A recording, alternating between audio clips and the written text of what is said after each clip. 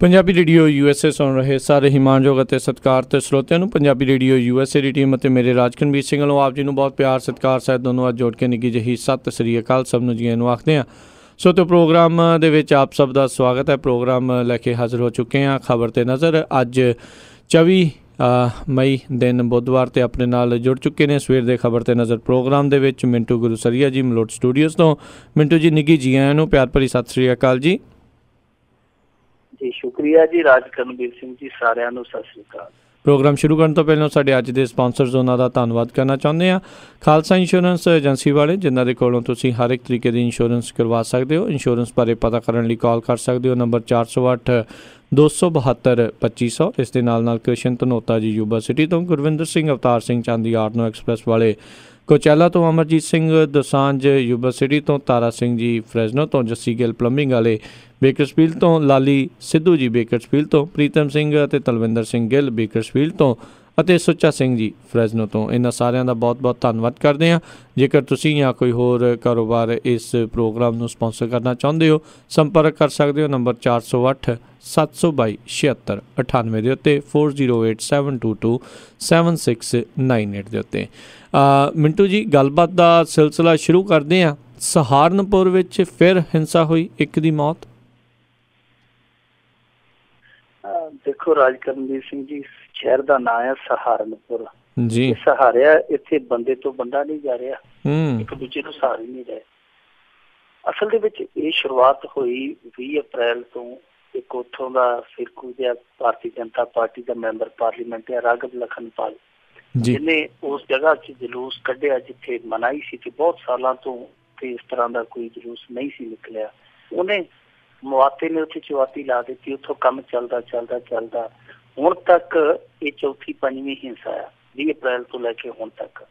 2 ਮੌਤਾਂ ਆ ਕੁਝ 24 ਘੰਟਿਆਂ ਦੇ ਅੰਦਰ ਹੀ ਹੋ ਗਈਆਂ ਇੱਥੇ ਜੀ। ਕੱਲ ਇੱਕ ਵਾਰੀ ਸਭ ਟਿਕ ਟਕਾ ਹੋ ਗਿਆ ਸੀ, ਪਰ ਸਿਆਸਤ ਟਿਕ ਟਕਾ ਕਿੱਥੇ ਹੋਣ ਦਿੰਦੀ ਹੈ। ਮਾਇਆਵਤੀ ਨੇ ਕੱਲ ਉਡਾਨ ਭਰ ਲਈ, ਆਖੇ ਮੈਂ ਜਾ ਕੇ ਉੱਥੇ ਰੈਲੀ ਕਰਨੀ ਹੈ। ਉਹਨੇ ਜਾ ਕੇ ਉੱਥੇ ਰੈਲੀ ਕਰ ਦਿੱਤੀ। ਰੈਲੀ ਤੋਂ ਬਾਅਦ ਜਦੋਂ ਬਹੁਜਨ ਸਮਾਜ ਪਾਰਟੀ ਦੇ ਦਲਿਤ ਸਮਰਥਕ ਪਰਤਦੇ ਪਏ ਸੀ, ਫਿਰ ਉਹਨਾਂ ਤੇ ਹਮਲਾ ਹੋ ਗਿਆ, ਵੱਢ ਕੱਟ ਫਿਰ ਹੋਈ, ਇੱਕ ਬੰਦੇ ਨੂੰ ਗੋਲੀ ਮਾਰ ਕੇ ਮਾਰ ਦਿੱਤਾ ਗਿਆ। ਹਾਲਾਂਕਿ ਅੱਜ ਕੁਛ ਬਦਲੀਆਂ ਕੀਤੀਆਂ ਨੇ ਯੋਗੀ ਸਰਕਾਰ ਨੇ, ਕੁਛ ਤਬਾਦਲੇ ਕੀਤੇ ਆ।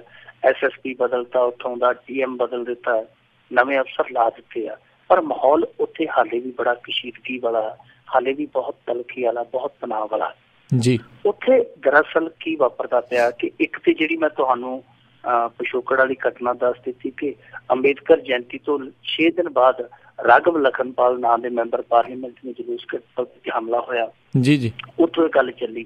ਉਸ ਤੋਂ ਬਾਅਦ ਕੀ ਹੋਇਆ ਕਿ ਇੱਕ ਸ਼ਬੀਰਪੁਰ ਪਿਆ ਜਿੱਥੇ ਦਲਿਤ ਬਹੁਲਤਾ ਚ ਨੇ, ਦਲਿਤਾਂ ਦੀ ਗਿਣਤੀ ਬਹੁਤ ਗਿਣਤੀ ਹੈ, ਉੱਥੇ ਉਹਨਾਂ ਨੇ ਅੰਬੇਦਕਰ ਦੀ ਮੂਰਤੀ ਸਥਾਪਿਤ ਕਰਨ ਦੀ ਕੋਸ਼ਿਸ਼ ਕੀਤੀ। ਦੂਸਰਿਆਂ ਨੇ ਵਿਰੋਧ ਕੀਤਾ, ਪ੍ਰਸ਼ਾਸਨ ਨੇ ਵੀ ਨਹੀਂ ਲੱਗਣ ਦਿੱਤੀ।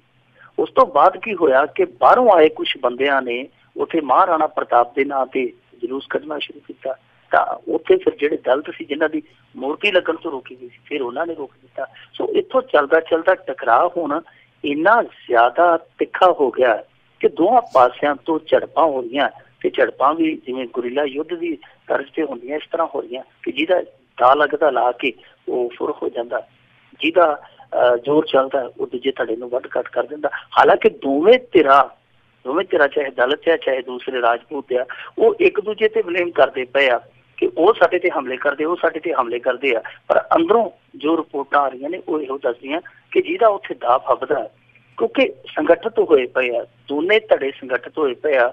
ਦਲਿਤਾਂ ਦੀ ਭੀਮ ਸੈਨਾ ਜਿਹੜੀ ਉਹ ਉੱਥੇ ਐਕਟਿਵ ਹੈ, ਦੂਜੇ ਪਾਸੇ ਜਿਹੜੇ ਰਾਜਪੂਤ ਉਹਨਾਂ ਦੇ ਮੁੰਡੇ ਖੁੰਡੇ ਵੀ ਸੰਗਠਿਤ ਆ। ਔਰ ਜਿਹੜੇ ਸੋਸ਼ਲ ਮੀਡੀਆ ਤੇ ਤੁਹਾਨੂੰ ਪਤਾ ਅੱਜ ਕੱਲ੍ਹ ਰਾਬਤੇ ਹੁੰਦੇ ਆ, ਇਹ ਇਹਨਾਂ ਨੂੰ ਸੰਗਠਿਤ ਕਰਨ ਦੇ ਵਿੱਚ ਹੋਰ ਵੀ ਯੋਗਦਾਨ ਪਾ ਰਹੇ ਆ। ਸਭ ਤੋਂ ਵੱਡੀ ਗੱਲ ਤੇ ਇਹ ਆ ਕਿ ਇੰਨੇ ਦਿਨ ਹੋਣ ਦੇ ਬਾਵਜੂਦ ਉੱਥੇ ਸਾਰਾ ਕੁਛ ਚੱਲਦਾ ਪਿਆ, ਸਰਕਾਰ ਰੋਕ ਕਿਉਂ ਨਹੀਂ ਰਹੀ?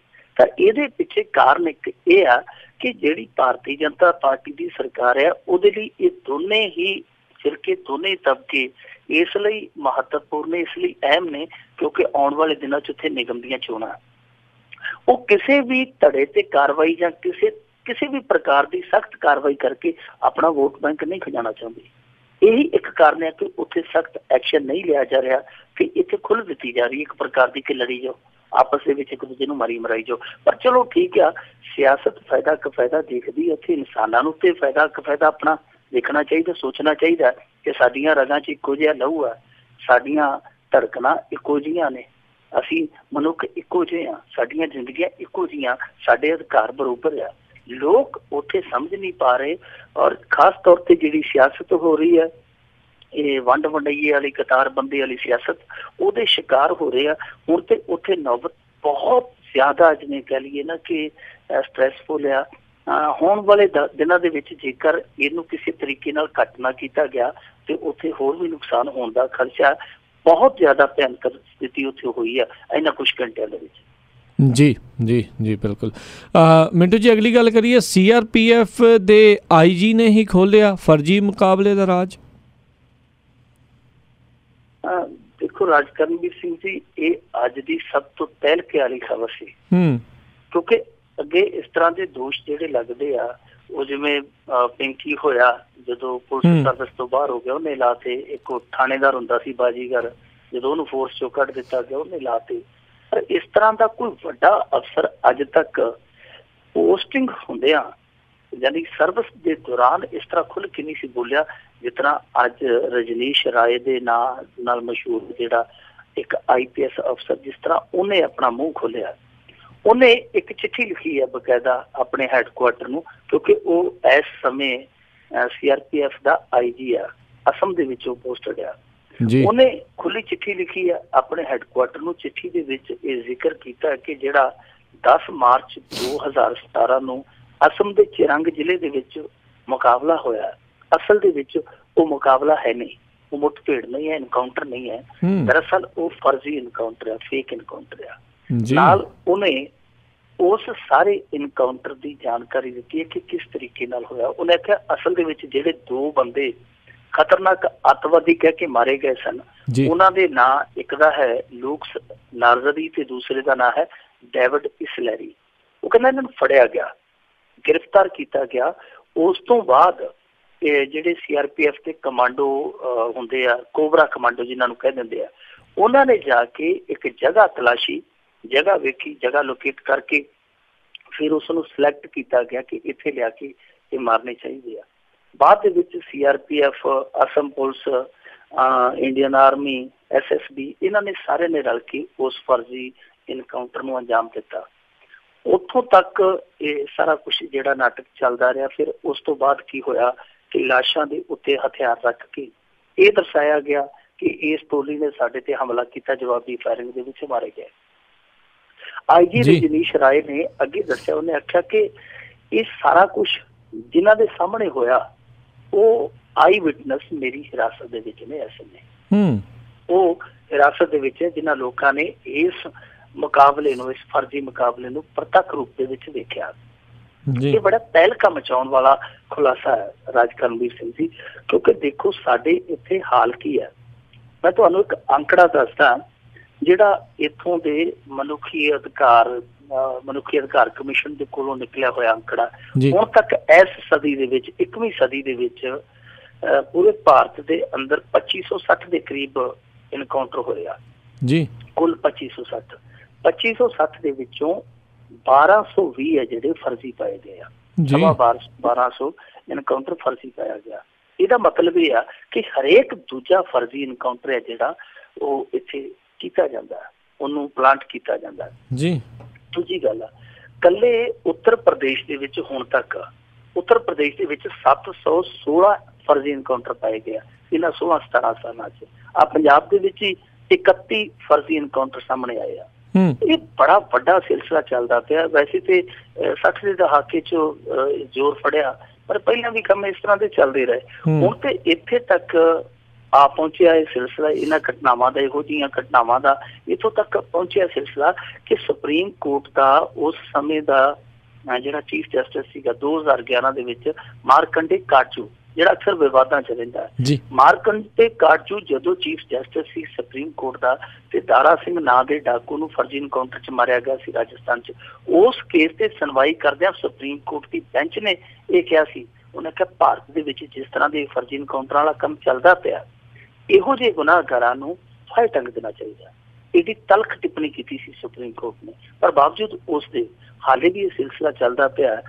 देखो जे असी इत्थे बोलते हैं, असी इन्हां गल्लां दा कोई मुद्दा चुकते हैं तो लोग कह देंगे जी एक एंटी आर्मी है, एंटी नेशन है, एंटी इंडियन है। पर सब तो वड्डी गल ते यह आ कि जदों इस तरह का खुलासा कोई फौजी अफसर करता पिया ते उहनूं फिर असी जस्टिफाइड कर दईए कि नहीं जी इहनूं भी चुप कर जाना चाहिए क्योंकि आर्मी का मसला है।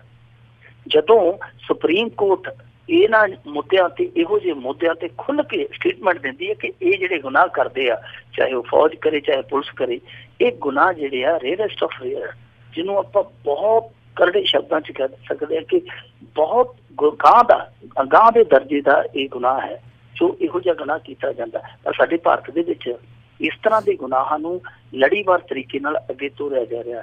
मैं इसे असम की गल कर दिना। 2016 दे विच राज करणवीर सिंह जी 4 परिवारां नूं 30 लाख रुपया मुआवजा देने का हुक्म होया सीगा मनुखी अधिकार कमिशन वालों। क्यों? क्योंकि उन्हां 4 परिवारां दे जी जिहड़े फर्जी इनकाउंटर च मार दिते गए सन। सो इत्थे मसला ये नहीं है कि आर्मी की करती पई है, फलां की करती पई, धमका की करती पई है। सब तो वड्डा मसला तो यह है कि फर्जी इनकाउंटर जदों धड़ाधड़ सामने आउंदे पे ते रुकदे क्यों नहीं? शायद रुकदे इस करके नहीं क्योंकि इन्हां नूं रोकना नहीं चाहुंदे।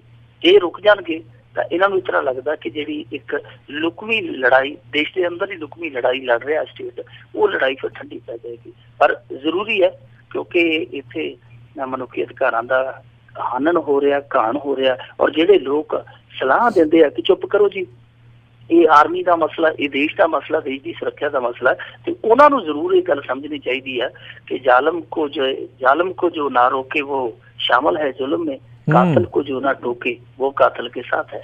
जी जी बिल्कुल। थोड़े दिन पहलों पंजाब के मुख मंत्री ने भी किते ना किते जिहड़े आ ये मुकाबले वाली गल या निर्दोषां नूं मराउण वाली गल आ वो सामने लिआंदी सी। पता नहीं कदों लोकां दी अखां तो पर्दे उतरनगे। अगली गल करिए मिंटू जी भी लालू दी धी ते जवाई नूं इनकम टैक्स ने भेजिया नोटिस। उधर यूपी विच नौकर शाहां दे उत्ते ताबड़तोड़ छापेमारी चल रही है। देखो लालू प्रसाद यादव की जिथे तक गल आ, इन्हां दे खानदान की चढ़ाई है इस गलों कि सुर्खियां दे विच इन्हां ने रहना ही रहना जी। उतरा संकेत मिल गए सन पिछले हफ्ते कि आने वाले दिनों च लालू प्रसाद यादव परिवार की जी डिग्री टैक की जाएगी क्योंकि इन्हां दा सीए जिहड़ा खास तौर पर लालू प्रसाद यादव की धी का लंबे समय तो सीए सीगा जिहड़ा उहनूं चुक लिया सीगा जी, उहनूं गिरफ्तार कर लिया सीगा। जदों उहदा अकाउंटेंट गिरफ्तार हो गया बहुत सारे लोगों को पता लग गया सी कि हुण इन्हां दा काफिया कसिया गया क्योंकि इन्हां ते दोष ये लगदा कि फर्जी कंपनियां दे जरिए इन्हां ने अपना काला धन है जिहड़ा वो चिट्टा कीता। इस तो इलावा बहुत सारी बेनामी जमीन इकट्ठी की, एकत्र की और दसिया ते जांदा है कि लगभग 1000 करोड़ की बेनामी जायदाद है जिहड़ी वो मीसा भारती जी लालू प्रसाद यादव की धी है ते इहदा जवाई जिहड़ा शैलेश कुमार है, इन्हां ने 1000 करोड़ की लगभग बेनामी जायदाद एकत्र की है। पिछले दिनों के 22 थावां ते 22 ठिकाणिਆਂ ते छापेमारी भी हुई। उस तो बाद हुण अज की जिहड़ी ताज़ा हलचल हुई है वो ये हुई है कि इनकम टैक्स ने इन्हां दोनों नूं सामने कर दित्ती है, लालू की धी ते लालू के जवाई नूं। एक नूं 7 जून का टाइम दिता गया, एक नूं 8 जून का टाइम दिता गया कि आके जवाब दाखिल करो। हुण जाबता यह है राज करणवीर सिंह जी जिन्नी जल्दी सामने की गई है, पहला अकाउंटेंट चुकया गया, उस तो पहला इन्हां दे 2 नेड़ले जैन बंधु हो चुके गए। उस तो लगदा यह है कि आने वाले दिनों च देखो मीसा भारती लिए भावें मुश्किल खड़ी होवे या ना होवे, वो निकल जाएगा वो गल वखरी है, ਉਹਦੇ ਤੇ कोई इल्जाम सिद्ध होवे या ना होवे। पर जे ਉਹਦੇ जवाई ते भी हो गया, लालू प्रसाद यादव के भी जवाई ते हो गया, तो मसला जिहड़ा वो नीतीश कुमार के अगे धर्म संकट बन के खड़ जाना जी। जे एक भी इन्हां दे परिवार दा जी इनकम टैक्स वाले विवाद दे विच दोषी पाया जाता या ये समझा जाता कि ये चार्जशीट जी फाइल कर देनी चाहिए है, तो फिर उस सूरत दे विच उस परिस्थिति दे विच नीतीश कुमार जिहड़ा कि इन्हां दा अलायंस पार्टनर है वो धर्म संकट च चला जाएगा। यानी ਸਰਕਾਰ ਹੈ ਜਿਹੜੀ ਉਹ ਡਗਮਗਾ ਜਾਏਗੀ, ਕਿਉਂਕਿ ਨੀਤੀਸ਼ ਕੁਮਾਰ ਹੁਣ ਤੱਕ ਵਿਦਾਗ ਰਿਹਾ, ਉਹਦਾ ਚਰਿੱਤਰ, ਉਹਦਾ ਕਿਰਦਾਰ ਹੈ ਜਿਹੜਾ, ਸਿਆਸੀ ਜੀਵਨ ਹੈ ਜਿਹੜਾ, ਉਹ ਕਿਸੇ ਤੋਂ ਉਂਗਲੀ ਨਹੀਂ ਕਰਵਾਉਂਦਾ। ਪਰ ਜੇ ਇਸ ਤਰ੍ਹਾਂ ਦਾ ਮੁੱਦਾ ਕੋਈ ਨਿਕਲ ਆਇਆ ਚੱਲਦੀ ਸਰਕਾਰ 'ਚ, ਤੇ ਫਿਰ ਨੀਤੀਸ਼ ਕੁਮਾਰ ਲਈ ਕੰਮ ਔਖਾ ਹੋ ਜਾਏਗਾ। ਹੁਣ ਦੂਜੇ ਪਾਸੇ ਜੇ ਗੱਲ ਕਰੀਏ ਯੂਪੀ ਦੀ, ਤੇ ਇਸ ਤਰ੍ਹਾਂ ਲੱਗਦਾ ਜਿਸ ਤਰ੍ਹਾਂ ਨਾ ਕੇਂਦਰ ਸਰਕਾਰ ਹੁਣ ਨਿਸ਼ਾਨੇ ਚੁਣ ਚੁੱਕੀ ਹੈ, ਬਸ ਹੁਣ ਇੰਨਾ ਹੀ ਤੈਅ ਕਰ ਚੁੱਕੀ ਹੈ ਕਿ ਇਹ ਜਿਹੜੇ ਨਿਸ਼ਾਨੇ ਆ ਇੰਨੇ ਸਮੇਂ 'ਚ ਫੁੰਡ ਦੇਣੇ ਆ। ਅਖਿਲੇਸ਼ ਸਰਕਾਰ ਦੇ ਵਿੱਚ ਜਿਹੜੇ ਮਲਾਈਦਾਰ ਅਹੁਦੇ ਭੋਗਦੇ ਰਹੇ ਤੇ ਜਿਨ੍ਹਾਂ ਨੇ ਬਹੁਤ ਸਾਰੀ ਮਲਾਈ ਖਵਾਈ ਤੇ ਆਪ ਖਾਧੀ, ਉਹ ਨੌਕਰਸ਼ਾਹ ਅੱਜ ਨਿਸ਼ਾਨੇ ਤੇ ਰਹੇ ਆ। ਇਨਕਮ ਟੈਕਸ ਨੇ ਅੱਜ ਪਹੁ ਫਟਾਲੇ ਦੇ ਨਾਲ ਹੀ 15 ਵੱਡੇ ਨੌਕਰਸ਼ਾਹਾਂ ਦੇ ਟਿਕਾਣਿਆਂ ਤੇ ਛਾਪੇਮਾਰੀ ਕੀਤੀ ਹੈ। ਕੀ ਨਿਕਲਿਆ ਕੀ ਨਹੀਂ ਨਿਕਲਿਆ ਉਹ ਤੇ ਹਾਲੇ ਸਾਹਮਣੇ ਨਹੀਂ ਆਇਆ, ਪਰ ਇੱਕ ਚੀਜ਼ ਜਿਹੜੀ ਸਾਹਮਣੇ ਆ ਚੁੱਕੀ ਕਿ ਆਉਣ ਵਾਲੇ ਦਿਨਾਂ 'ਚ ਯੂਪੀ ਹੋਈ, ਚਾਹੇ ਬਿਹਾਰ ਹੋਇਆ ਜਾਂ ਬੰਗਾਲ ਹੋਇਆ, ਇਹਨਾਂ ਰਾਜਾਂ ਦੇ ਵਿੱਚੋਂ ਇਸ ਤਰ੍ਹਾਂ ਦੀਆਂ ਖਬਰਾਂ ਆ ਸਕਦੀਆਂ ਕਿ ਜਿਹੜੀਆਂ ਉੱਥੋਂ ਦੀਆਂ ਜਿਹੜੀਆਂ ਇਹਨਾਂ ਦੀਆਂ ਵਿਰੋਧੀ ਧਿਰਾਂ ਉਹ ਹਿਲਜੁਲ ਦਾ ਜਾਂ ਉਥਲ ਪੁਥਲ ਦਾ ਸ਼ਿਕਾਰ ਸਾਨੂੰ ਵੇਖਣ ਨੂੰ ਮਿਲ ਸਕਦੀਆਂ, ਹੋਈਆਂ ਸ਼ਿਕਾਰ ਸਾਨੂੰ ਵੇਖਣ ਨੂੰ ਮਿਲ ਸਕਦੀਆਂ। ਪਰ ਇਹਨਾਂ ਸਾਰੀਆਂ ਚੀਜ਼ਾਂ ਦੇ ਵਿੱਚੋਂ ਇੱਕ ਚੀਜ਼ ਜਿਹੜੀ ਕਾਮਨ ਰੂਪ ਦੇ ਵਿੱਚ ਸਾਹਮਣੇ ਆਏਗੀ ਕਿ ਮਮਤਾ ਬੈਨਰਜੀ, ਅਰਵਿੰਦ ਕੇਜਰੀਵਾਲ, ਲਾਲੂ ਪ੍ਰਸਾਦ ਯਾਦਵ, ਨੀਤੀਸ਼ ਕੁਮਾਰ ਵੀ ਵਿੱਚ ਕਹਿ ਲਓ ਕਿਉਂਕਿ ਉਹ ਲਾਲੂ ਦਾ ਅਲਾਇੰਸ ਪਾਰਟਨਰ ਹੈ, ਇਹ ਸਾਰੇ ਜਿਹੜੇ ਵਿਰੋਧੀ ਜਿਹੜੇ ਕਿ ਕੌਮੀ ਸਿਆਸਤ ਦੇ ਵਿੱਚ ਇੱਕ ਮੰਚ ਖੜਾ ਕਰਨ ਦੀ ਸਮਰੱਥਾ ਤੇ ਯੋਜਨਾ ਰੱਖਦੇ ਸਨ, ਉਹ ਸਾਰੇ ਇੱਕੋ ਵਾਰੀ, ਵਿੱਚ ਮਾਇਆਵਤੀ ਵੀ ਲਾ ਲਓ, ਇਹ ਸਾਰੇ ਇੱਕੋ ਵਾਰੀ ਚਪੇਟੇ 'ਚ ਆ ਗਏ ਆ। ਜੀ ਜੀ ਜੀ। ਤੇ ਮਿੰਟੂ ਜੀ, ਅਗਲੀ ਗੱਲ ਕਰੀਏ ਵੀ ਹੋ ਸਕਦਾ ਹੈ ਵੀ ਜਗਦੀਸ਼ ਟਾਈਟਲਰ ਦੇ ਉੱਤੇ ਇੱਕ ਨਵਾਂ ਜਿਹੜਾ ਮਾਮਲਾ ਦਰਜ ਹੋ ਜਾਵੇ? ਦੇਖੋ, ਹੋ ਸਕਦਾ ਹੈ ਜੋ ਇਹਨੇ ਕੀਤਾ ਨਾ ਕੰਮ, ਜੋ ਇਹਨੇ ਚੁਸਤ ਚਲਾਕੀ ਕੀਤੀ ਹੈ ਅਦਾਲਤ ਦੇ ਵਿੱਚ, ਹੋ ਸਕਦਾ ਇਹਦੇ ਤੇ ਪਰਚਾ ਇੱਕ ਨਵਾਂ ਦਰਜ ਹੋ ਜਾਵੇ। ਉਹਦਾ ਕਾਰਨ ਕੀ ਆ? ਦਰਅਸਲ ਇਹ ਹੋਇਆ ਕਿ ਇਹਨੇ ਨਾ ਆਪਣੀ ਇੱਕ ਅਰਜ਼ੀ ਫਾਈਲ ਕੀਤੀ ਸੀਗੀ ਜੀ। ਅਰਜ਼ੀ ਇਹ ਫਾਈਲ ਕੀਤੀ ਸੀਗੀ ਕਿ ਮੈਨੂੰ NOC ਦਿੱਤੀ ਜਾਵੇ, ਮੈਂ ਆਪਣਾ ਪਾਸਪੋਰਟ ਲੈਣਾ ਜੀ। ਉਸ ਤੋਂ ਬਾਅਦ ਇਹਨੇ ਉਹ ਅਰਜ਼ੀ ਇਹ ਕਹਿ ਕੇ ਵਾਪਸ ਚੁੱਕ ਲਈ ਕਿ ਮੈਨੂੰ ਪਾਸਪੋਰਟ ਮਿਲ ਚੁੱਕਾ। ਜਦੋਂ ਇਹ ਗੱਲ ਕਹੀ ਕਿ ਮੈਨੂੰ ਮੇਰਾ ਪਾਸਪੋਰਟ ਮਿਲ ਚੁੱਕਾ, ਅਦਾਲਤ ਦਾ ਮੱਥਾ ਠਣਕਿਆ। ਉਹਨਾਂ ਕਿਹਾ ਕਿ ਅਸੀਂ ਤੇ ਇਸ ਅਰਜ਼ੀ ਤੇ ਹਾਲੇ ਤੱਕ ਸੁਣਵਾਈ ਨਹੀਂ ਕੀਤੀ, ਤੈਨੂੰ ਪਾਸਪੋਰਟ ਕਿੱਥੋਂ ਮਿਲ ਗਿਆ? ਫਿਰ ਬਾਅਦ ਦੇ ਵਿੱਚ CBI ਨੇ ਦੱਸਿਆ ਕਿ ਇਹਨੇ ਪਾਸਪੋਰਟ ਝੂਠ ਮਾਰ ਕੇ ਲੈ ਲਿਆ, ਕਿ ਪਾਸਪੋਰਟ ਅਧਿਕਾਰੀਆਂ ਨੂੰ ਇਹਨੇ ਇਹ ਕਿਹਾ ਕਿ ਮੇਰਾ ਕੋਈ ਵੀ ਅਪਰਾਧਿਕ ਰਿਕਾਰਡ ਨਹੀਂ ਹੈ, ਕੋਈ ਵੀ ਕੇਸ ਮੇਰਾ ਪੈਂਡਿੰਗ ਨਹੀਂ ਹੈ, ਪਾਸਪੋਰਟ ਇਹਨੇ ਇਸ਼ੂ ਕਰਾ ਲਿਆ। ਹੁਣ ਇਸ ਮੁੱਦੇ ਤੇ ਜੱਜ ਨੇ ਬਹੁਤ ਸਖਤ ਟਿੱਪਣੀ ਕੀਤੀ। ਜੱਜ ਨੇ ਇੱਥੋਂ ਤੱਕ ਕਹਿ ਦਿੱਤਾ, ਉਹਨੇ ਆਖਿਆ ਕਿ ਇਸ ਬਦਲੇ ਤੁਹਾਡੇ ਖਿਲਾਫ ਪਰਚਾ ਦਰਜ ਹੋਣਾ ਚਾਹੀਦਾ ਹੈ, ਪਰ ਮੈਂ ਇਸ ਸੰਬੰਧੀ ਕੋਈ ਰਾਏ ਨਾ ਦਿੰਦਾ ਹੋਇਆ ਇਸ ਕੇਸ ਨੂੰ ਜਾਂਚ ਏਜੰਸੀ ਦੇ ਹਵਾਲੇ ਕਰਨਾ। ਉਹਨੇ ਕਿਹਾ ਕਿ ਕੇਸ ਦਰਜ ਹੋ ਸਕਦਾ, ਜਿਹੜੇ ਕਿ ਹੋਣਾ ਚਾਹੀਦਾ, ਪਰ ਕਿਉਂਕਿ CBI ਇਹਨਾਂ ਸਾਰੇ ਕੇਸਾਂ ਨੂੰ ਜਿਹੜੇ ਜਗਦੀਸ਼ ਟਾਈਟਲਰ ਦੇ ਨਾਲ ਜੁੜੇ ਆ ਦੇਖ ਰਹੀ ਹੈ, ਪੜਤਾਲ ਰਹੀ ਹੈ, ਸੋ ਉਹਨੇ ਜੱਜ ਨੇ ਇਸ ਲਿਹਾਜ਼ ਦੇ ਨਾਲ ਇਹ ਵੀ ਮਾਮਲਾ ਜਿਹੜਾ ਉਹ CBI ਨੂੰ ਹੈਂਡਓਵਰ ਕਰ ਦਿੱਤਾ ਕਿ CBI ਚਾਹੇ ਤੇ ਮੁਕੱਦਮਾ ਦਰਜ ਕਰ ਸਕਦੀ ਹੈ, ਇਹ ਚਾਹੇ ਤੇ ਵਾਰਨ ਕਰਕੇ ਨਹੀਂ ਛੱਡ ਸਕਦੀ ਹੈ। ਪਰ ਮੇਰੇ ਖਿਆਲ ਦੇ ਨਾਲ CBI ਨੇ ਇਹਨੂੰ ਲਪੇਟੇ 'ਚ ਲੈ ਲੈਣਾ। CBI ਵੈਸੇ ਇਹਨੂੰ ਰਾਇਤਾਂ ਵੀ ਦਿੰਦੀ ਰਹੀ ਹੈ ਸਮੇਂ-ਸਮੇਂ ਤੇ, ਚਾਹੇ UPA ਸਰਕਾਰ ਹੋਵੇ ਚਾਹੇ NDA ਸਰਕਾਰ ਹੋਵੇ, ਸਮੇਂ ਇਹਨੂੰ ਕਲੀਨ ਚਿੱਟ ਵੀ ਮਿਲਦੀ ਰਹੀ ਹੈ, ਕਲੀਨ ਚਿੱਟ ਇਹਦੇ ਤੋਂ ਖੁੱਲ ਵੀ ਜਾਂਦੀ ਰਹੀ ਹੈ। ਪਰ ਇਸ ਮੁੱਦੇ ਤੇ ਫਸ ਸਕਦਾ ਕਿਉਂਕਿ ਆਮ ਬੰਦਾ ਜੇ ਅਸੀਂ ਦੇਖੀਏ ਉਹ ਇਸ ਤਰ੍ਹਾਂ ਦਾ ਕੋਈ ਜਾ ਕੇ ਉੱਥੇ ਝੂਠ ਮਾਰੇ ਪਾਸਪੋਰਟ ਲੈਣ ਲੱਗਿਆ ਜਾਂ ਕਿਸੇ ਦੇਸ਼ ਦਾ ਵੀਜ਼ਾ ਹਾਸਿਲ ਕਰਨ ਲੱਗਿਆ ਤੇ ਉਹ ਇੱਕ ਸਖਤ ਓਫੈਂਸ ਬਣ ਜਾਂਦਾ ਹੈ, ਬਹੁਤ ਗੰਭੀਰ ਦੋਸ਼ ਬਣ ਜਾਂਦਾ ਹੈ। ਮੇਰੇ ਨਹੀਂ ਖਿਆਲ ਨਾਲ ਕਿ ਇਹਨੂੰ ਕੋਈ ਇਸ ਤਰ੍ਹਾਂ ਦੀ ਰਾਇਤ ਮਿਲੇਗੀ, ਕੁਛ ਨਾ ਕੁਛ ਸੇਕ ਜ਼ਰੂਰ ਲੱਗੇਗਾ। ਪਰ ਜੇ ਜਿਵੇਂ ਉਹ ਕਹਿੰਦੇ ਆ ਨਾ ਕਿ ਰਾਹਤ ਇੰਦੌਰੀ ਸਾਹਿਬ ਕਹਿੰਦੇ ਹੁੰਦੇ ਸੀ ਕਿ जो जुर्म करते हैं इतने बुरे नहीं होते, सजा ना दे के अदालत बिगाड़ देती है। ਜੇ ਇਹਨਾਂ ਨੂੰ ਸੇਕ ਇਸ ਤਰ੍ਹਾਂ ਦੇ ਲੱਗੇ ਹੁੰਦੇ, ਅਦਾਲਤੀ ਸੇਕ ਲੱਗੇ ਹੁੰਦੇ, ਤਾਂ ਮੇਰੇ ਖਿਆਲ ਦੇ ਨਾਲ ਇਹੋ ਜਿਹੀ ਖੁਨਾਮੀ ਨਾ ਕਰਦਾ ਜਗਦੀਸ਼ ਟਾਈਟਲਰ, ਕਿਉਂਕਿ ਕਾਨੂੰਨ ਨਾਲ ਖੇਡਦਿਆਂ ਇਹ ਆਪਣੇ ਆਪ ਨੂੰ ਬਹੁਤ ਵੱਡੇ ਖਿਡਾਰੀ, ਬਹੁਤ ਵੱਡੇ ਮਹਾਰਥੀ ਸਮਝ ਲੱਗਦੇ ਆ ਕਿ ਕੱਖ ਨਹੀਂ ਹੁੰਦਾ। ਜੇ ਇੱਧਰੋਂ ਵੀ ਝੂਠ ਮਾਰ ਕੇ ਵੱਜੋਗੇ, ਉੱਧਰੋਂ ਵੀ ਪਾਸਾ ਪਲਟਾ ਲੋਗੇ, ਕੱਖ ਨਹੀਂ ਹੁੰਦਾ। ਪਰ ਇਹ ਸ਼ਾਇਦ ਬੰਦੇ ਨਹੀਂ ਜਾਣਦੇ, ਲੋਕ ਸ਼ਾਇਦ ਭੁੱਲ ਜਾਂਦੇ ਆ ਕਿ ਅਖੀਰ ਨੂੰ ਕਈ ਵਾਰ ਊਠ ਪਹਾੜ ਥੱਲੇ ਆ ਜਾਂਦਾ ਤੇ ਇੱਕ ਵਾਰੀ ਫੇਰ ਊਠ ਪਹਾੜ ਥੱਲੇ ਆਉਣ ਲੱਗਾ। ਜੇ ਆਉਣ ਵਾਲੇ ਦਿਨਾਂ 'ਚ CBI ਨੇ ਇੱਧਰੋਂ ਇਹਦੀ ਘੰਟੀ ਕੁੱਟ ਲਈ ਤੇ ਜਗਦੀਸ਼ ਟੈਟਲਰ ਅੱਗੇ ਵੀ ਤੁਹਾਨੂੰ ਪਤਾ ਹੀ ਆ ਕਿ ਇਹਨੇ ਅਦਾਲਤ 'ਚ ਕਿਹਾ ਕਿ ਮੈਂ ਲਾਈ ਡਿਟੈਕਟਰ ਟੈਸਟ ਨਹੀਂ ਕਰਾਉਣਾ। ਉਸ ਮੁੱਦੇ ਤੇ ਵੀ ਬਹਿਸ ਚੱਲਦੀ ਪਈ ਹੈ ਕਿ ਜੇ ਇਹ ਆਪਣੇ ਆਪ ਨਹੀਂ ਕਰਾਉਂਦਾ ਤੇ ਫਿਰ ਦੂਜਾ ਤਰੀਕਾ ਬਚਦਾ ਕਾਨੂੰਨ ਦੇ ਕੋਲ, ਉਹ ਤਰੀਕਾ ਵਰਤ ਲਿਆ ਜਾਵੇ। ਸੋ ਉਧਰੋਂ ਵੀ ਫਸਦਾ ਨਜ਼ਰ ਆ ਰਿਹਾ, ਇੱਧਰੋਂ ਵੀ ਫਸਦਾ ਨਜ਼ਰ ਆ ਰਿਹਾ।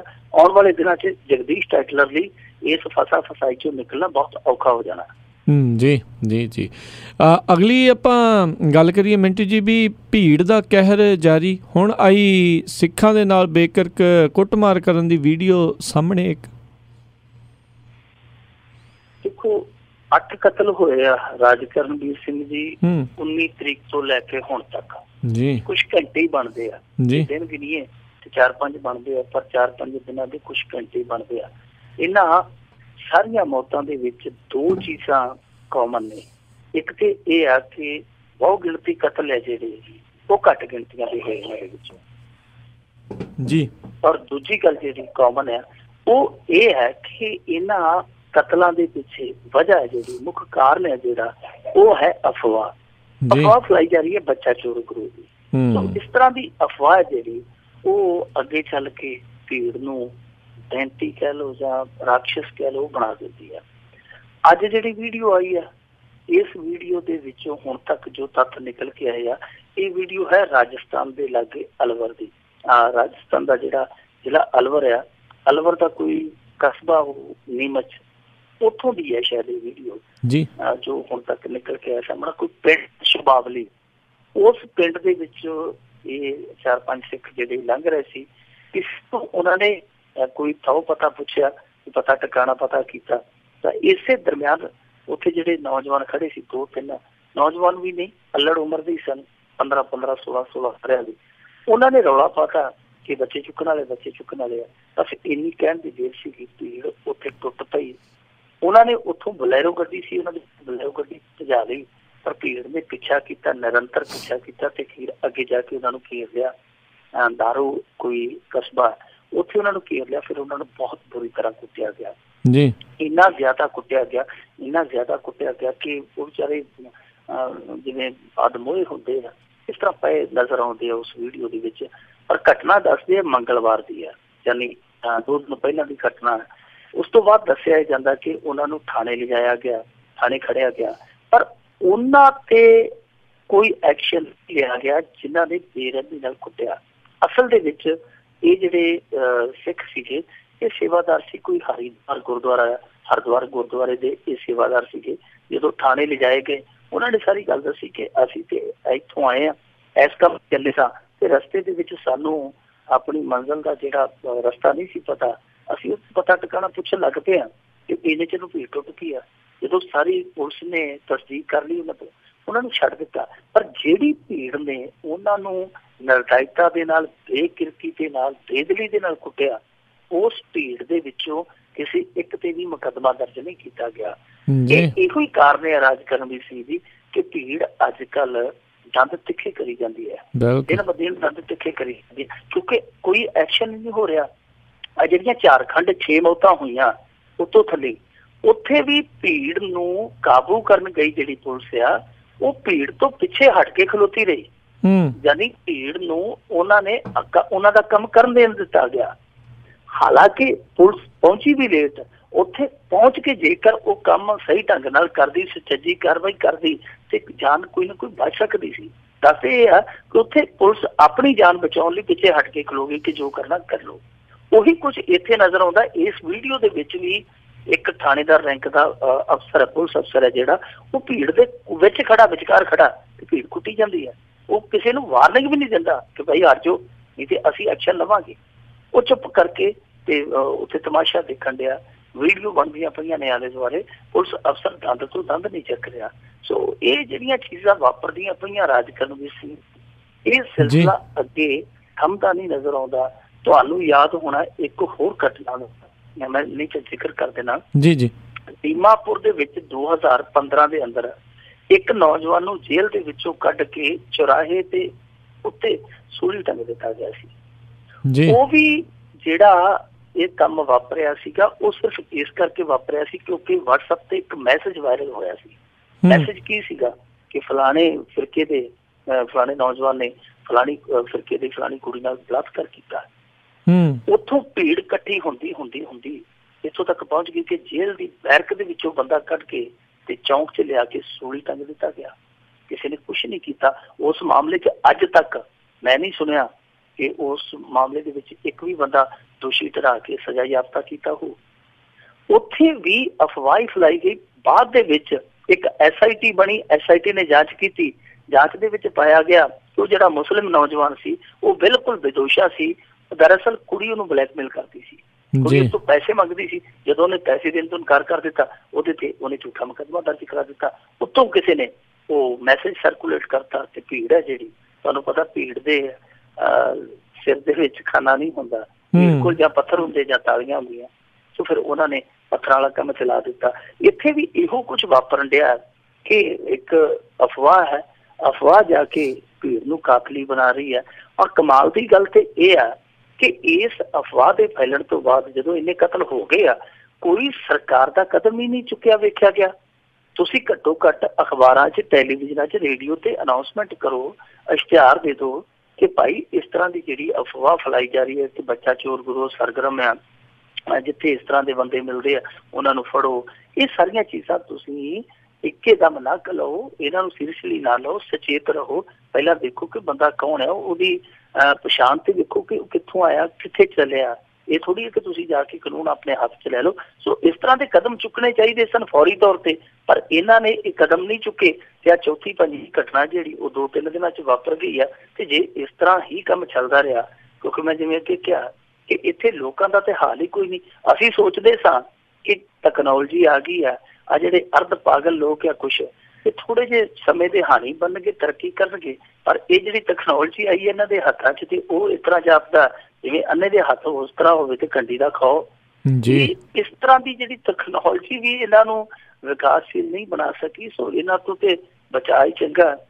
ਜਿਵੇਂ ਆਂਦੇ ਆ ਨਾ ਕਿ ਬਸ 2-4 ਅਫਵਾहें उड़ा दो, यहाँ जब चाहे दंगा करा दो, रोटी वोटी लोग की भूल जाएंगे, रोटी वोटी लोग भूल जाएंगे, मंदिर मस्जिद का मुद्दा उठा दो, भड़काना हो अगर बेवकूफों को सिर्फ एक फर्जी वीडियो चला दो।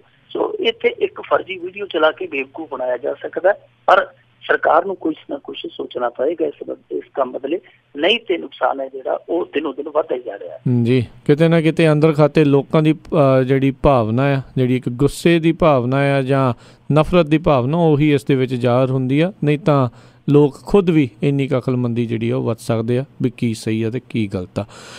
ਅਗਲੀ ਮਿੰਟੂ ਜੀ ਆਪਾਂ ਗੱਲ ਕਰੀਏ ਵੀ 16 ਸਾਲ ਤੱਕ ਨਿਰਦੋਸ਼ ਹੋ ਕੇ ਜੇਲ੍ਹ ਕੱਟਣ ਵਾਲੇ ਵਾਨੀ ਨੂੰ ਮੁਆਵਜ਼ੇ ਦੇ ਹੁਕਮ ਆ। ਅਜਿਹੀਆਂ ਖਬਰਾਂ ਅਕਸਰ ਸਾਨੂੰ ਇੱਥੇ ਅਮਰੀਕਾ 'ਚ ਵੀ ਆਉਂਦੀਆਂ ਰਹਿੰਦੀਆਂ, ਮਿਲੀਅਨਸ ਆਫ ਡਾਲਰਸ ਮਿਲਦੇ ਨੇ। ਇੱਥੇ ਕਿੰਨੇ ਕੁ ਮੁਆਵਜ਼ੇ ਦੀ ਗੱਲ ਹੋ ਰਹੀ ਆ? ਇੱਥੇ ਕੋਈ ਨਹੀਂ ਮੁਆਵਜ਼ਾ ਮਿਲਦਾ ਰਾਜ ਕਰਨਵੀਰ ਸਿੰਘ ਜੀ।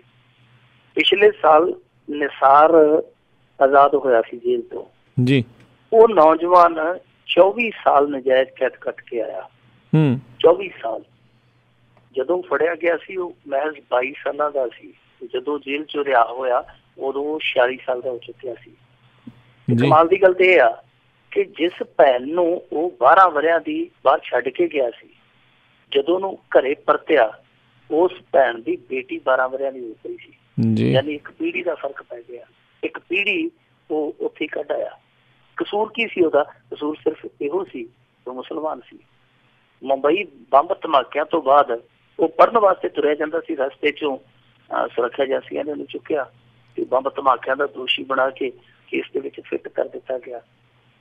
24 ਸਾਲ ਉਹਦੀ ਕੋਈ ਸੁਣਵਾਈ ਨਹੀਂ ਹੋਈ। ਅਖੀਰ ਜਦੋਂ ਸੁਪਰੀਮ ਕੋਰਟ ਦੀ ਨਜ਼ਰ ਪਈ ਉਸ ਕੇਸ ਤੇ, ਉਹਨੇ ਆਖਿਆ ਕਿ ਇਸ ਗਰੀਬ ਨੂੰ ਤੁਸੀਂ ਕਾਹਤੋਂ ਰੱਖਿਆ, ਇਹਦੇ ਖਿਲਾਫ ਤੇ ਕੋਈ ਸਬੂਤ ਹੀ ਹੈ ਨਹੀਂ। ਜਦੋਂ ਉਹਨੂੰ ਛੱਡਿਆ ਗਿਆ ਤੇ ਉਹਨੇ ਆਖਿਆ ਹੁਣ ਮੈਂ ਜਾਵਾਂ ਕਿੱਥੇ, ਮੈਨੂੰ ਥਾਂ ਦੱਸ ਦਿਓ, ਮੈਨੂੰ ਢੋਈ ਦੱਸ ਦਿਓ, ਮੈਂ ਜਾਵਾਂ ਕਿੱਧਰ। ਮੇਰੇ ਲਈ ਤਾਂ ਤੁਸੀਂ ਸਾਰੇ ਦਰਵਾਜ਼ੇ ਹੀ ਬੰਦ ਕਰਤੇ। ਇੱਥੇ ਮੈਂ ਪੜ੍ਹਦਾ ਸਾਂ, ਮੈਂ ਆਪਣੀ ਪੜ੍ਹਾਈ ਕਰਦਾ ਸਾਂ, ਮੇਰੇ ਸਾਹਮਣੇ ਇਹ ਸੰਸਾਰ ਪਿਆ ਸੀ, ਮੇਰੇ ਸਾਹਮਣੇ ਮੇਰਾ ਕੈਰੀਅਰ ਪਿਆ ਸੀ, ਪਰ ਹੁਣ ਤੇ ਸਭ ਕੁਛ ਖਤਮ ਹੋ ਗਿਆ। ਤੁਸੀਂ ਦੱਸੋ ਮੈਂ ਕਿੱਥੇ ਜਾਵਾਂ? ਉਹ ਇੱਕ ਇਹੋ ਜਿਹਾ ਸਵਾਲ ਸੀ ਜਿਹਦਾ ਕਿਸੇ ਕੋਲ ਕੋਈ ਜਵਾਬ ਨਹੀਂ ਸੀ। ਉਸੇ ਤਰ੍ਹਾਂ ਦੀ ਇੱਕ ਕਹਾਣੀ ਹੁਣ ਨਿਕਲ ਕੇ ਆ ਗਈ ਹੈ ਸਾਹਮਣੇ। ਮੁੰਡਾ ਜਿਹੜਾ ਰਿਹਾ ਕੀਤਾ, ਹੁਣ ਤੇ ਵੈਸੇ ਮੁੰਡਾ ਨਹੀਂ ਰਹਿ ਗਿਆ, ਪਰ ਜਦੋਂ ਫੜਿਆ ਗਿਆ ਸੀ ਉਦੋਂ ਮੁੰਡਾ ਖੁੱਲਦਾ ਹੀ ਸੀ।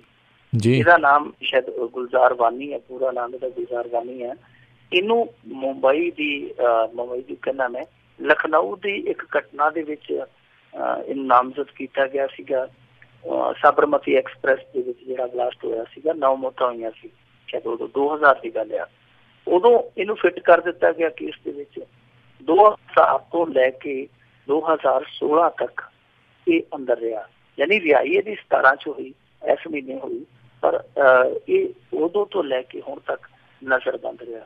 ਇਹਦਾ ਦੋਸ਼ ਕੁਛ ਵੀ ਨਹੀਂ ਸੀ, ਇਹਦਾ ਕੋਈ ਲਾਗਾ ਦੇਗਾ ਨਹੀਂ ਸੀ ਇਹਨਾਂ ਮਸਲਿਆਂ ਦੇ ਨਾਲ ਜੋ ਉੱਥੇ ਵਾਪਰੇ, ਪਰ ਬਾਵਜੂਦ ਇਸ ਦੇ 16 ਸਾਲ ਇਹਨੂੰ ਜੇਲ੍ਹ ਚ ਡੱਕੀ ਰੱਖਿਆ। 11 ਕੇਸ ਦਰਜ ਕੀਤੇ ਗਏ ਇਹਦੇ ਤੇ, 11 ਕੇਸ ਦਰਜ ਕੀਤੇ ਗਏ। 11 ਕੇਸਾਂ ਦੇ ਵਿੱਚੋਂ 10 ਚ ਬਰੀ ਹੋ ਗਿਆ। ਇੱਕ ਕੇਸ ਸੀਗਾ ਜਿਹੜਾ ਜਿਹਦੇ ਚੋਂ ਇਹਨੂੰ ਸਜ਼ਾ ਕਰ ਦਿੱਤੀ ਗਈ 10 ਸਾਲ ਦੀ, ਉਹ ਵੀ ਹਾਈ ਕੋਰਟ ਨੇ ਇਹਦੀ ਸਜ਼ਾ ਰੱਦ ਕਰ ਦਿੱਤੀ, ਉਹਨਾਂ ਕੋਲ ਸਜ਼ਾ ਬਣਦੀ ਨਹੀਂ। ਹੁਣ ਇਹ ਮਸਲਾ ਜਦੋਂ ਅਦਾਲਤ ਦੇ ਵਿੱਚ ਫਿਰ ਦੁਬਾਰਾ ਵਿਚਾਰਿਆ ਗਿਆ ਤੇ ਅਦਾਲਤ ਨੇ ਇਹ ਕਹਿ ਕੇ ਇਹਨੂੰ ਬਰੀ ਕਰ ਦਿੱਤਾ, ਉਹਦਾ ਕਿ ਇਹਦੇ ਖਿਲਾਫ ਇੱਕ ਵੀ ਠੋਸ ਸਬੂਤ ਪੁਲਿਸ ਪੇਸ਼ ਨਹੀਂ ਕਰ ਸਕੀ। ਬਾਰਾਂਬਾਕੀ ਅਦਾਲਤ ਨੇ ਇਹ ਅੱਜ ਹੁਕਮ ਦੇ ਦਿੱਤਾ ਕਿ ਇਹਦੀ ਜਿਹੜੀ ਉਸ ਸਮੇਂ ਦੀ ਵਿਦਿਅਕ ਯੋਗਤਾ ਸੀ, ਉਸ ਵਿਦਿਅਕ ਯੋਗਤਾ ਦੇ ਅਨੁਸਾਰ ਇਹਨੂੰ ਹੁਣ ਤੱਕ ਜਿੰਨੀ ਇਹਦੀ ਇਨਕਮ ਹੋਣੀ ਸੀ ਉਹਦੇ ਹਿਸਾਬ ਦੇ ਨਾਲ, ਉਸ ਅਨੁਪਾਤ ਦੇ ਹਿਸਾਬ ਨਾਲ ਇਹਨੂੰ ਉਨੀ ਮੁਆਵਜ਼ੇ ਦੀ ਰਕਮ ਦਿੱਤੀ ਜਾਵੇ ਜੀ। ਯੋਗੀ ਸਰਕਾਰ ਨੂੰ ਉਹਨਾਂ ਨੇ ਕਹਿਤਾ ਕਿ ਜੇ ਤੁਸੀਂ ਜਾਣਾ ਭਾਵੇਂ ਹਾਈ ਕੋਰਟ ਚ ਚਲੇ ਜਾਓ, ਪਰ ਗਾਂ ਵੀ ਸ਼ਾਇਦ ਤੁਹਾਨੂੰ ਮੁਆਵਜ਼ਾ ਜਿਹੜਾ ਦੇਣਾ ਪਵੇਗਾ। ਔਰ ਦੂਜੀ ਗੱਲ ਜਿਹੜੀ ਹੈ, ਉਹਨਾਂ ਨੇ ਇਹ ਗੱਲ ਆਖੀ ਹੈ ਕਿ ਜੇ ਚਾਹੇ ਸਰਕਾਰ ਤੇ ਉਸ ਅਫਸਰ ਤੋਂ ਵੀ ਇਸ ਰਕਮ ਦਾ ਕਲੇਮ ਕਰ ਸਕਦੀ ਹੈ ਜਿਸ ਅਫਸਰ ਨੇ ਚੱਕ ਕੇ ਇਹਨੂੰ ਕੇਸ ਦੇ ਵਿੱਚ ਫਿੱਟ ਕਰ ਦਿੱਤਾ ਜਾਂ ਜਿਹਨੇ ਇਸ ਕੇਸ ਦੇ ਵਿੱਚ ਨਾਮਜ਼ਦ ਕੀਤਾ। ਜੇ ਯੋਗੀ ਆਦਿੱਤਿਆਨਾਥ ਸਰਕਾਰ ਚਾਹੇ ਤੇ ਉਸ ਅਫਸਰ ਨੂੰ ਵੀ ਫੜ ਸਕਦੀ ਹੈ ਕੱਲ ਨੂੰ ਕਿ ਲਿਆ ਭਾਈ ਗੁਨਾਹਗਾਰ ਤੇ ਤੂੰ ਵੀ ਹੈ। ਹੁਣ ਇਸ ਤਰ੍ਹਾਂ ਦੀਆਂ ਜਿਹੜੀਆਂ ਘਟਨਾਵਾਂ, ਜਿਵੇਂ ਤੁਸੀਂ ਜ਼ਿਕਰ ਕੀਤਾ ਕਿ ਬਾਹਰ ਦੇ ਮੁਲਕਾਂ ਦੇ ਵਿੱਚ ਮਿਲੀਅਨ ਡਾਲਰ ਮਿਲ ਜਾਂਦੇ ਆ, ਪਰ ਇੱਥੇ ਕੁਛ ਨਹੀਂ ਮਿਲਦਾ ਇਸ ਕਰਕੇ ਨਹੀਂ। ਮੰਨ ਲਓ ਅੱਜ ਐਡੀਸ਼ਨਲ ਸੈਸ਼ਨ ਜੱਜ ਨੇ ਇਹ ਹੁਕਮ ਦਿੱਤਾ ਕਿ ਇਹਨੂੰ ਮੁਆਵਜ਼ਾ ਦਿੱਤਾ ਜਾਵੇ, ਉਹਨਾਂ ਨੇ ਗਾਹ ਜਾ ਕੇ ਹਾਈ ਕੋਰਟ ਚ ਅਪੀਲ ਕਰ ਦੇਣੀ ਹੈ।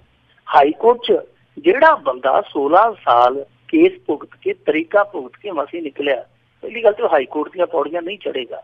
ਜੇ ਹਾਈ ਕੋਰਟ ਚ ਉਹ ਚਲੇ ਗਿਆ ਡਿੱਗਦਾ ਟੈਂਦਾ, ਕੇਸ ਜਿੱਤ ਵੀ ਗਿਆ ਤੇ ਉਹਨਾਂ ਨੇ ਸੁਪਰੀਮ ਕੋਰਟ ਚ ਚਲੇ ਜਾਣਾ ਤੇ ਉਦੋਂ ਨੂੰ ਉਹਦੇ ਜੇਬ ਚ ਜਿਹੜੇ ਮਾੜੇ ਮੋਟੇ ਦਾਣੇ ਬਚੇ ਉਹ ਵੀ ਮੁੱਕ ਜਾਣੇ। ਯਾਨੀ ਜਦੋਂ ਉਹਨੂੰ ਸੁਪਰੀਮ ਕੋਰਟ ਚ ਪਹੁੰਚ ਵੀ ਕਰੇਗਾ ਤੇ ਉਦੋਂ ਤੱਕ ਸ਼ਾਇਦ ਉਹਦੀ ਦੂਸਰੇ ਪਾਸੇ ਇਸ ਸੰਸਾਰ ਤੋਂ ਬਾਹਰ ਜਾਣ ਦੀ ਪਹੁੰਚ ਹੋ ਜਾਣੀ ਹੈ।